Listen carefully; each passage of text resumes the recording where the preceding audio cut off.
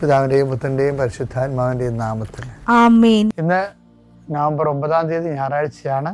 അമ്മേ പരിശുദ്ധ അമ്മേ, അമ്മേ പരിശുദ്ധ ദൈവമാതാവേ, കൃപാസനത്തിലൂടെ ഞങ്ങൾക്കും ഞങ്ങളുടെ ദേശത്തിനും അമ്മ മധ്യസ്ഥം തേടി തന്ന എല്ലാ അനുഗ്രഹങ്ങൾക്കും കൃപകൾക്കും ഞങ്ങളിപ്പോൾ ഹൃദയം നിറഞ്ഞ നന്ദി പറയുന്നു. അമ്മേ പരിശുദ്ധമ്മേ ദൈവമാതാവേ, 2004 ഡിസംബർ 7 ഉച്ചകഴിഞ്ഞ് 2:30 കൃപാസനത്തിൽ സംഭവിച്ച അമ്മയുടെ പ്രത്യക്ഷപ്പെടലിനെ കുറിച്ച് തിരുസഭയ്ക്ക് സമർപ്പിച്ചിരിക്കുന്ന പഠനരേഖകളുടെ മേൽ സഭാത്മകമായ പഠനം ആരംഭിക്കുവാൻ ഞങ്ങൾ പ്രാർത്ഥിക്കുന്നു. അമ്മേ പരിശുദ്ധമേ, ഭൂസ്വർലോകങ്ങളുടെ രാജ്ഞിയായ അങ്ങേയ്ക്ക് ഭൗമസംരക്ഷണത്തിനായി പ്രപഞ്ചപ്രകൃതിയെ തന്നെ തിരുസഭ പ്രതിഷ്ഠിക്കുവാൻ ഈ പ്രത്യക്ഷീകരണം വഴി ഇടയാക്കണമേ. പരിശുദ്ധമേ, ജപമാല മാതാവേ, സകല കൃപാസനം പ്രാർത്ഥനയോടും ചേർത്ത് ഞങ്ങളിപ്പോൾ പ്രാർത്ഥിക്കുന്ന ഈ കുടുംബത്തിന്റെ പ്രത്യേക നിയോഗം പറ മക്കളെ.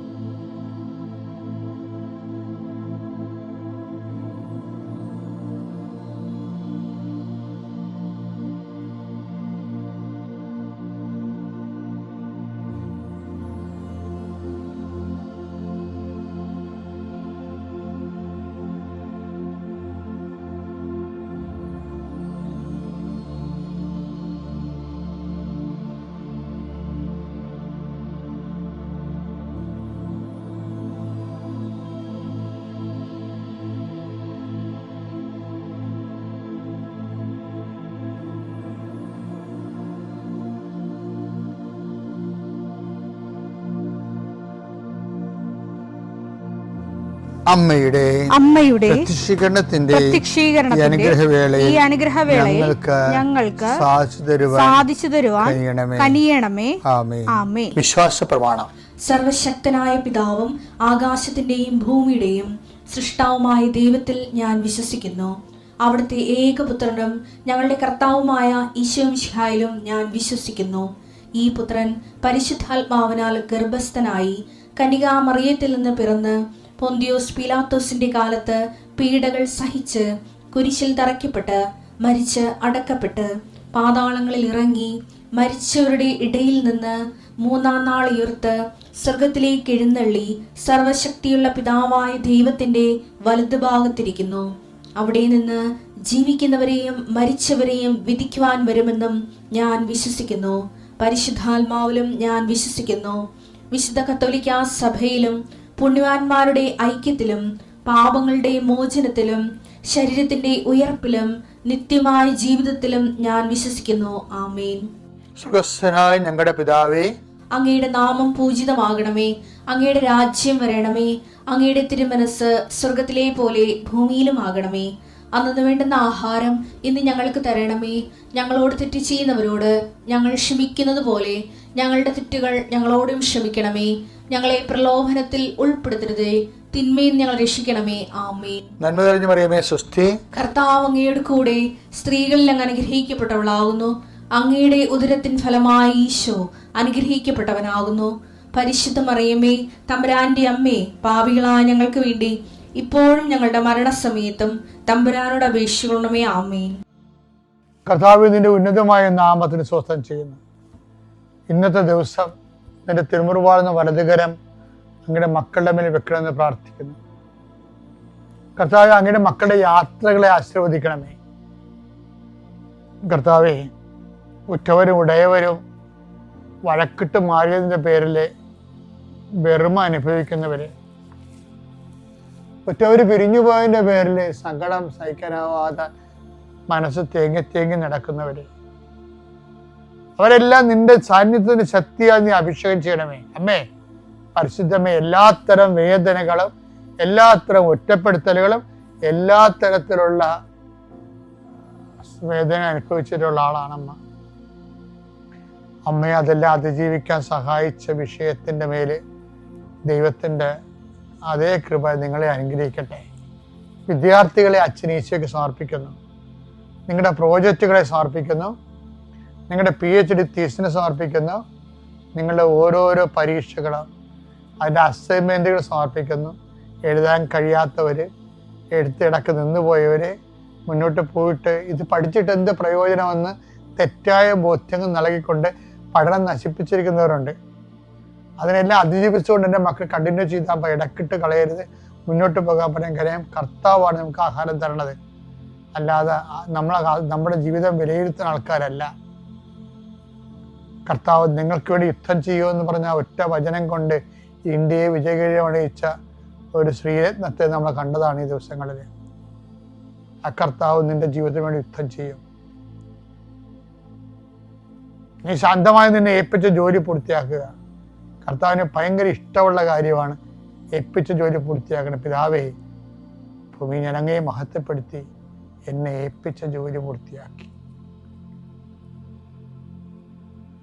ഇടയ്ക്കിട്ടിരിക്കുന്ന എല്ലാ പ്രോജക്റ്റുകളും, എല്ലാ പദ്ധതികളും, എല്ലാ ജോലികളും, എല്ലാ പഠനങ്ങളും, എല്ലാ കോഴ്സുകളും പൂർത്തിയാക്കാൻ കർത്താവ് നിന്നെ അനുഗ്രഹിക്കട്ടെ.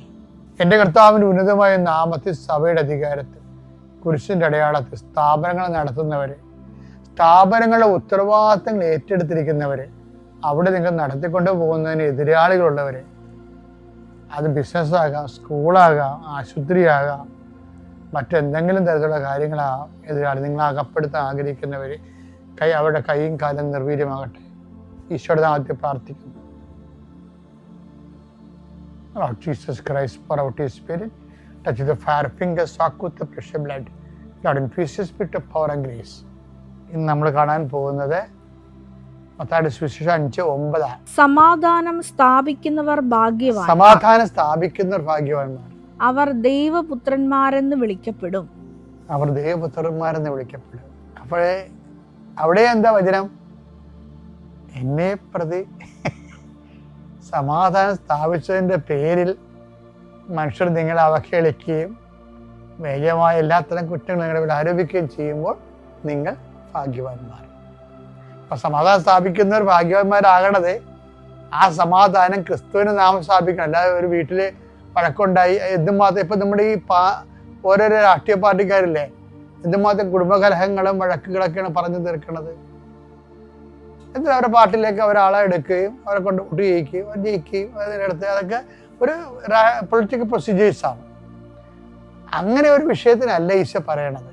അവിടെ എല്ലാം ക്രിസ്തുവിനെ പ്രതി, ക്രിസ്തുവിൻ്റെ വചനം നടപ്പിലാകുന്നതിൻ്റെ പേരിൽ ഈ സമാധാനം എന്ന് പറഞ്ഞ ആരാണ് ശരിക്കും പറഞ്ഞത്? ഒരു സമാധാനമേ ഉള്ളൂ. ആരാണത്? ക്രിസ്തുവാണ് സമാധാനം. ക്രിസ്തുവാണ് സമാധാനം. സമാധാനം സ്ഥാപിക്കുക എന്ന് വെച്ചാൽ ക്രിസ്തുവിനെ ഓരോ ഹൃദയങ്ങളിൽ സ്ഥാപിക്കുകയാണ്. നാഥനും രക്ഷകനുമായിട്ട്, കർത്താവും നാഥനും രക്ഷകനുമായിട്ട് മനുഷ്യ ഹൃദയങ്ങളിൽ ക്രിസ്തുവിനെ സ്ഥാപിക്കുക. അതിനാ സമാധാനം സ്ഥാപിക്കുക എന്ന് പറയുന്നത്. അവർ ഭാഗ്യവാന്മാരാണ്. അല്ലാതെ വഴക്ക് പറഞ്ഞു തീർക്കണം മാത്രമല്ല, അടിസ്ഥാനപരമായി ഞാനെന്ത് ഇങ്ങനെ പറയാൻ കാരണം വെച്ച് കഴിഞ്ഞാൽ ഈ സകല വിശുദ്ധന്മാരും തിരുനാളിൽ വെളുപ്പിനെ കർത്താവ് പറഞ്ഞ കാര്യങ്ങളാണ് ഇതൊക്കെ. എന്താണ്? എന്നെ പ്രതി. അതെല്ലാത്തിൻ്റെയും കൂടെ അത് ചേർക്കാൻ പറഞ്ഞു, എന്നെ പ്രതി.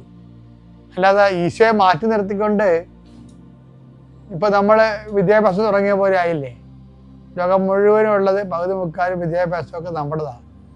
പക്ഷെ ഇപ്പൊ എന്നെ ക്രിസ്തുവിനെ പ്രതി അല്ലത്. ആരാ? ക്രിസ്തുവിനെ പ്രതിയാണ് വിദ്യാഭ്യാസ സ്ഥാപനങ്ങൾ ഇവിടെ നടക്കണ അല്ല. എന്താ ഉറപ്പ്? പക്ഷെ ക്രിസ്തുവിനെ പ്രതി അല്ലെന്ന് നമുക്കത് നടത്തുന്നവർക്ക് തന്നെ അറിയാം. അതിന്റെ പേരിലൊരു അജപാലന ശുശ്രൂഷകൾ നടക്കുന്നുണ്ട്. ഉണ്ടെങ്കിൽ കൊള്ളാം. പക്ഷെ പലപ്പോഴും നമ്മൾ അത് മെയിൻറ്റെയിൻ ചെയ്യാനും നിലനിർത്താനും വളർത്താനും ഉള്ള സമ്മർദ്ദത്തില് ക്രിസ്തു പുറത്തായി പോകുന്നുണ്ട്. ഇല്ലെന്ന് നിങ്ങൾക്ക് പറയാൻ പറ്റുമെന്നെങ്കിൽ അത് വലിയൊരു അനുഗ്രഹം തന്നെയാണ്. പക്ഷെ എപ്പോഴും നമ്മൾ ശ്രദ്ധിക്കണം, സമാധാനം സ്ഥാപിക്കാൻ ഉദ്ദേശിക്കുന്നവരായാലും ആ സമാധാനം സ്ഥാപിക്കേണ്ടത് ക്രിസ്തുവിൻ്റെ നാമത്തിൽ, ക്രിസ്തുവിനെ പ്രതി, ക്രിസ്തുവിൻ്റെ വചനങ്ങൾ സാക്ഷീകരിക്കുന്ന മറ്റുള്ളവരെ പഠിപ്പിക്കുകയും ചെയ്യുന്നതിൻ്റെ പേരിലാണ്.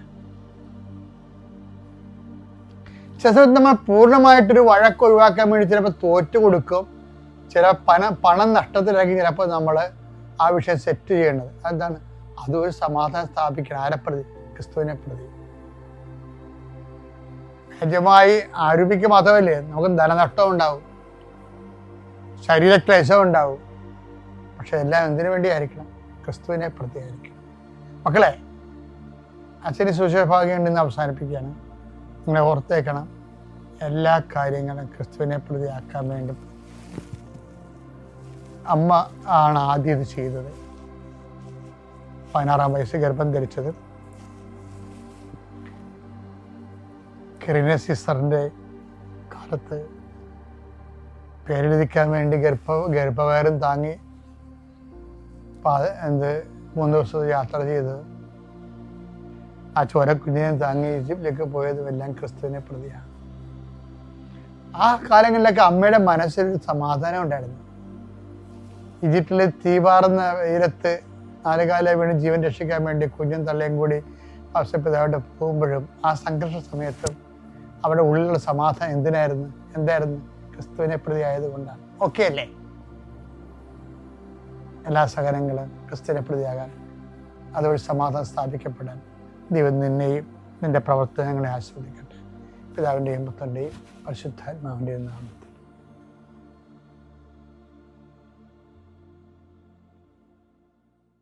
അത്യപൂർവ ദൈവാനുഭവങ്ങൾ ഇനി നിങ്ങൾക്കും സ്വന്തം. ഈ യൂട്യൂബ് ചാനൽ ഇതുവരെ സബ്സ്ക്രൈബ് ചെയ്തിട്ടില്ലെങ്കിൽ ഇപ്പോൾ തന്നെ സബ്സ്ക്രൈബ് ചെയ്യുക. ഈ വീഡിയോ ഇപ്പോൾ തന്നെ നിങ്ങളുടെ സുഹൃത്തുക്കൾക്ക് ഷെയർ ചെയ്തുകൊണ്ട് കർത്താവിന്റെ പ്രേക്ഷിതരാകുക.